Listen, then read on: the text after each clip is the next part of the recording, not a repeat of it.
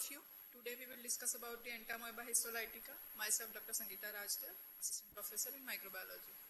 So as the history knows, the Entamoeba histolytica was first described by Fedor Losch from Russia, and the name was coined by the Fritz Schaudill in 1903. So this is a classification of this amoeba. These are the list of pathogenic and non-pathogenic Entamoeba, and these are the opportunistic pathogen.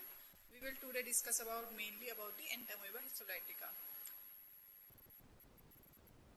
If you see the epidemiologically, entomoebiasis is a major health problem worldwide. The largest burden of disease occurs in tropics of China, Central and South America and Indian subcontinents, affecting the 10% of world's population. The third most common parasitic cause of death in the world is, after the malaria and schistosomiasis, is the entomoebiasis. Globally, approximately 50 million cases and 1,10,000 deaths have been reported annually by WHO. The incidence of invasive disease is considerably higher in urban areas of Mexico, Medellin and Durban than in the rest of the world. Contributing factors include the poor nutrition, tropical climate, stress, altered bacterial flora in the colon, traumatic injuries to the intestinal mucosa, decreased immunity, alcoholism and genetic factors. In India, the prevalence rate is around 15%, that ranges from 3.6 to 47%, and it has been reported throughout the India. It is not particularly prevalent in some part of the India. So this is a taxonomical classification of the amoeba. Now we see the morphology this is the morphology of a trophozoite. So this is a mature trophozoite. Mature trophozoite is having a pseudopodia, that is a characteristic feature of this Entamoeba histolytica. Ectoplasm, then engulfed WBCs, RBCs, then food vacuoles. This is the karyosome. This is a nucleus having the karyosome, that is a central. Okay? And these are the peripheral chromatin granules that are seen into the cytoplasm. So this is the morphology of the adult trophozoite of the Entamoeba histolytica. Now these are the cystic forms. The trophozoite is converted into cyst by different morphological forms, one by one. So first it develops into the precyst. Precyst is developed first into the precyst is having this nucleus that is having a karyosome, and it does not have any chromatid body or glycogen mass. Then it is a single nucleated. Now precyst is converted into the cyst. So in this cyst, first phase is the uninucleated cyst, then binucleated and then quadrinucleated cyst. Uninucleated may having a glycogen mass and chromatid body. Binucleated cyst is a double nucleated cyst, may have a chromatid bar and a glycogen mass, and in quadrinucleated, that is a mature cyst form that does not have any chromatid body or the glycogen mass. So this is the infective stage of the parasite to the humans. Now going towards the life cycle of this parasite, the host is the man. The parasite completes its life cycle in a single host, that is man. Infective form is a mature quadrinucleated cyst, and uni or binucleated cyst can also be infective sometimes. Mode of transmission is simple, fecal-oral route, that is most common, sexually may be seen, and vector-borne sometimes. So this is the event that happens into the intestine. First is the infective form comes, it is develops into the that trophozoite. It started developing into the trophozoite, that is excistation happens into the small intestine. Then it develops into the trophozoite. Mainly the cecum area is the more affected area where the trophozoites are developed, and then it is moving towards the large intestine. So in the large intestine there will be an encystation again, and there will be a development of the precyst, that is again the infective form of the parasite excreted into the stool. So mainly the trophozoite form is found here into the ileocecal junction, where there is a more pathogenesis will be there. So this is how the life cycle is there. Now extraintestinal amoebiasis may be there. So the amoeba may travel through the portal vein to the brain, to the liver, to the lungs, skins. So these are the extraintestinal amoebiasis that can be seen in a complication of this disease. So colonization is done by the trophozoites. Adhesion to the host cell is by means of the GAL, GLL and AC, lectin and other adhesion molecules. Invasion is done by the cystine proteases, hydrolytic enzymes and neuraminases of the host cells, and then it leads to the host cell death. These are the virulence factor, mainly the amoebic lectin antigen. It is the main important virulence factor of this amoeba. It is a 260 kilodalton galactose and N-acetyl-galactosamine inhabitable surface protein. It has two subunits, heavy and light, that is linked by disulfide bridge. Lectin antigen is a principal virulence factor present on the surface of trophozoites of pathogenic Entamoeba histolytica, but not on non-pathogenic Entamoeba disper. Its various pathogenic mechanisms are: first is the adhesion, then second is the cytotoxicity by contact-dependent cytolysis of the target cells by increasing the calcium level, and third is the complement resistance. Other adhesions may be there that can be the virulence factor. So main is the amoebic lectin antigen. Amoeba 4, it is a 5 kilodalton pore-forming protein inserted ion channels in the target cell membrane causing leakage of ions. Cystine proteases, these are responsible for invasion, secreted only by trophozoites of pathogenic Entamoeba histolytica, and they degrade the extracellular matrix IgA, IgG and aflatoxins such as C3A and C5A, like histolysine, amoebaperin and catespin B like protease. So these are the cystine proteases that are the virulence factor. Then comes the hydrolytic enzymes such as RNase, neutral protease and phosphatases. They help into the destruction of the target tissue. Neuraminidase and metallocollagenase also helps into the invasion. Thioredoxin reductase system, it prevents and repairs the damage caused by oxidative stress. So all of these combined together leads to the pathogenesis of the Entamoeba. Now these are the complications as we can see in this picture. So mainly the muscularis mucosa that is affected, that leads to the flask-shaped ulcer. This is a typical flask-shaped ulcer of the Entamoeba histolytica. These ulcers may go deep, leads to deep invasion into the muscularis mucosa, and ultimately it can lead to the perforation of the intestine. It can lead to the invasion of the blood vessels, leads to the extraintestinal amoebiasis. This is the complication, one of the complications of this extraintestinal amoebiasis, that is amoebic liver abscess. This is a typical liver of this amoeba causes the necrosis of the liver, and most commonly affected site is the right lobe of the liver. That is the superior surface of the right lobe of liver. And the typical appearance of this pus is an anchovy sauce pus that you can see in this syringe. So this is a typical amoebic liver abscess. These are the clinical manifestation of amoebiasis. A majority of cases are asymptomatic. In case of intestinal amoebiasis, it leads to the dysentery, appendicitis, amoeboma, and fulminant colitis. In case of amoebic liver abscess, the patient presents with a hepatomegaly, fever, weight loss, sweating, weakness, very rarely jaundice, and cough. In case of the laboratory diagnosis, how we can go for laboratory diagnosis? If we are suspecting the intestinal amoebiasis, the stool microscopy is the main aim of the diagnosis. That is by the weight mount preparation, staining of the stool specimen, that we detect the cyst and the trophozoites of the Entamoeba histolytica. Histologically, we can see the intestinal biopsy for the presence of ulcers. Stool culture can be done by polyxenic and exenic culture. Stool antigen detection by the ELISA, that is a copro antigen. That is a lectin antigen of the Entamoeba histolytica that can be detected. That is very sensitive test.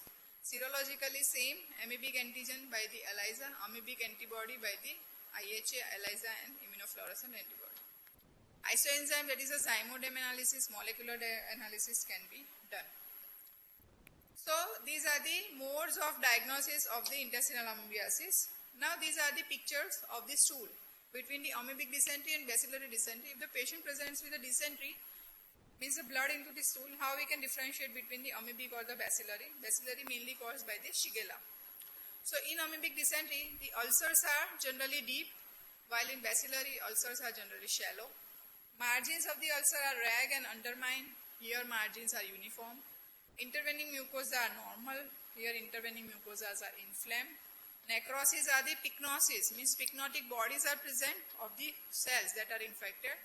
Here in bacillary dysentery, the ghost cells are seen, that is karyolysis is seen. The cells without nucleus are present. Cellular response is generally mononuclear in amoebic dysentery, while in bacillary dysentery, polymorphonuclear lymphocytosis can be seen. Stool macroscopic examination. The number of stool passing per day is 6 to 10 in amoebic dysentery, while it is more than 10 in bacillary dysentery. The copious amount of stool is seen. Here the stool are generally in a small quantity. Color of the stool are dark red, while in case of bacillary these are bright red. Odor is offensive in case amoebic, while in case of bacillary these are odorless. Reaction is acidic, alkaline in case of the bacillary dysentery. And consistency is important. They are not adherent to the container, while in the they are adherent to the container. Now these are the microscopic features that can be differentiated between amoebic and bacillary. So RBCs in amoebic dysentery are seen into the clumps, while in bacillary they are discrete or in a roller formation. Pus cells are very few in amoebic dysentery. They are numerous in bacillary dysentery. Macrophages are numerous in bacillary. They are very few in amoebic dysentery. Eosinophils are present into the amoebic, absent in bacillary dysentery. Charcot-laden crystals are present into the amoebic dysentery. Pycnotic bodies, ghost cells are present into the bacillary dysentery. So here, these are the few points that eosinophil, charcot-laden crystals and pycnotic bodies are seen into the amoebic dysentery, while the macrophages, pus cells and the ghost cells are present into the bacillary dysentery. Organism is generally the trophozoite, pseudopodia are seen, and in case of the bacillary, mainly the Shigella can be isolated from the case of bacillary dysentery. So this is how we can differentiate between the amoebic and the bacillary dysentery by looking at the pathology, stool microscopy and microscopic examination. So sample collection is mainly the stool specimen, stool microscopy, macroscopy, trophozoite, quadrinucleated cyst. These are detected. This is the morphology of this. These are the trophozoite saline mounts seen, that are the movement are seen, that the pseudopodia are seen, and motile trophozoites can be seen with the nucleus, karyosome, central karyosome, and engulfed RBCs and WBC food vacuoles.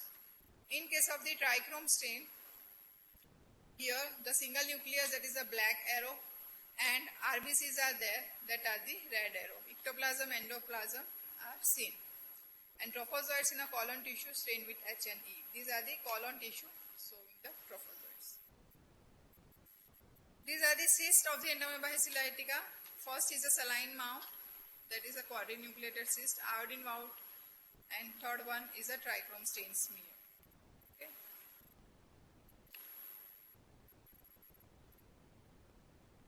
So how you can differentiate between the trophozoite and cyst of Entamoeba histolytica in a saline mount and iodine mount? So the trophozoites are, this is a gold standard method. The trophozoites generally measure 15 to 20 micrometer, actively motile with a finger-like pseudopodia. Presence of ingested RBCs are there, that is called as erythrophagocytosis. Single nucleus not visible clearly, but a faint outline may be detected. Iodine mount, though trophozoites can be seen, one should not report the trophozoite based on the iodine mount, as the iodine kills the trophozoite and motility cannot be appreciated. So here for reporting of the trophozoite, the saline mount is gold standard. Now for the cyst detection, it is a smooth and thin cyst wall. Immature cyst contain the round refractile chromatid bars. But in the case of the iodine mount, cyst morphology can be visible very nicely. 12 to 15 micrometer in size are the cyst, and 1 to 4 nuclei can be seen, having a central karyosome, fine peripheral chromatins lining the nuclear membrane. Cytoplasm appears smooth and hyaline. Glycogen mass is stained golden brown. Chromatoid bars are not stained in iodine mount, but stain can be stained with a Burrow stain, Sargent stain, and acridine orange stain. Stool culture can be done as per the National Institute of Health media. Boyk and Dr. Bohlau egg medium containing lock solution can be used for the stool culture. Stool antigen detection can be done by the lectin antigen detection. It is an immunochromatographic test that is available commercially. Serologically, same ELISA is done using monoclonal antibody specific for this lectin antigen of this Entamoeba histolytica, serine-rich Entamoeba histolytica protein, lysine-rich surface antigen. Amoebic antibody can be detected by ELISA, IFA and IHA. Isoenzyme analysis can be done. Molecular diagnosis by the nested multiplex PCR can be done. Real-time PCR, TaqMan, targeting 18SR, ribosomal RNA gene of this Entamoeba and biofire film array. So these are the different molecular diagnostic methods that can be done to diagnose the condition. In the imaging method, you can go for the colonoscopy to detect the collar button or flask shape amoebic ulcers, and other non-specific findings could be charcoal ladle crystals in the cyst stool and moderate leukocytosis into the blood. The all diagnostic modalities of this condition. Now, what could be the drug treatment of choice for this amoebiasis? So, generally for luminal agents and tissue agents. If you are suspecting the extraintestinal amoebiasis, you should go for these agents. If you are suspecting only intestinal cause, then you should go for this. So, for luminal acting drugs, iodoquinolone, paromomycin, diloxanate, furoate. And for tissue agents, metronidazole is the drug of choice, tinidazole, onidazole, benzimidazole, imetin and chloroquine for the hepatic amoebiasis. For the asymptomatic carrier, luminal agents like iodoquinol, paromomycin can be used. Acute colitis, tissue agents can be used as metronidazole or tinidazole. And amoebic liver abscess, mainly metronidazole for 5 to 10 days, tinidazole or orally once, plus luminal agents as per the condition of the patient. So this was about the Entamoeba histolytica. Now one more species are there, Entamoeba disper. Entamoeba disper, though morphologically similar to Entamoeba histolytica, but it can be differentiated by Entamoeba histolytica by this Dimodem study, molecular methods like PCR, detection of lectin antigen in stool. RBC inside trophozoites present only in Entamoeba histolytica. So these are the differentiating points. It was described by the Brumpt. It is a non-pathogenic, usually colonizes in the large intestine but does not invade the intestinal mucosa. It grows well in polygenic media, however poorly grows on exogenic media. Entamoeba disper does not induce antibody production. So these are the non-pathogenic species. The differentiation point is mainly the erythrophagocytosis that is not seen in case of the Entamoeba disper. One more species of Entamoeba is Entamoeba moszkowski. This is also morphologically indistinguishable from histolytica and disper. It can be distinguished from Entamoeba histolytica by molecular methods such as PCR. It is primarily a free-living amoeba found in polluted water. However, various studies worldwide have shown that it is associated with non-invasive diarrhea in infants. It has been reported from North America, Italy, South Africa, India and Bangladesh. So these are about the moszkowski. One more is Entamoeba bangladeshi. Was first isolated from Mirpur, Bangladesh. That's why the name is given. Human isolates have been recovered from asymptomatic individuals as well as those with a diarrhea. It is microscopically indistinguishable from Entamoeba histolytica and cyst and trophozoites. In exogenic culture, Entamoeba bangladeshi is similar to Entamoeba moszkowski. Has the ability to grow at both 37 and room temperature, a property which distinguishes it from the Entamoeba histolytica and disper, which grow only at a 37 degrees Celsius. So currently, Entamoeba bangladeshi is the only identifiable by PCR targeting small subunit ribosomal RNA. So here we can differentiate it by looking at the culture conditions where the one grows at both the temperature and one grows only at a 37. Now, these are the non-pathogenic amoeba, Entamoeba coli, Entamoeba hartmanni. This can be differentiated by Entamoeba histolytica by the size, as the Entamoeba histolytica is small as compared to coli, which is large, 20-25 micrometer. The motility is active in Entamoeba, is sluggish, non-purposeful, blunt pseudopodia. The cytoplasm is clearly differentiated to ectoplasm, endoplasm in Entamoeba histolytica, while it is not differentiated in Entamoeba coli. Cytoplasmic inclusions are RBC, leukocytes, tissue debris and bacteria. In Entamoeba coli, same except it does not contain the RBC. Nucleus, the karyosome is small and central. Nuclear membrane is thin, lined by the chromatin granules, while in case of the Entamoeba coli, the karyosome is large and eccentric. Nuclear membrane is thick and lined by coarse chromatin granules. Then, the pre-cyst form, same as Entamoeba histolytica except the size is large, that is a 20 micrometer. And into the cyst form, same, the size is large as compared to the Entamoeba histolytica. Here the nuclei are 1 to 8 in number as compared to Entamoeba histolytica where it is 1 to 4 in number. Here the chromatic bodies are thick bar with rounded end, while in case of Entamoeba coli, the filamentous and thread-like ends are seen. So this is a picture showing the Entamoeba coli, trophozoite, pre-cyst and the cyst. Here you can see the karyosome is eccentric, okay, and the chromatins are very coarse. You cannot see the RBCs, you can see the ectoplasm, endoplasm, and here there is a blunt pseudopodia. Here the filamentous chromatid bodies are seen, glycogen mass can be seen, and nucleus can be 1 to 8, that is octanucleated mature cyst. So these are the Entamoeba coli, trophozoite form, and this is a cyst form, the iodine mount. Others non-pathogenic amoeba are amoeba hartmanni, Entamoeba gingivalis, Entamoeba pollici, Endolimex nana, and Iodoamoeba bushli.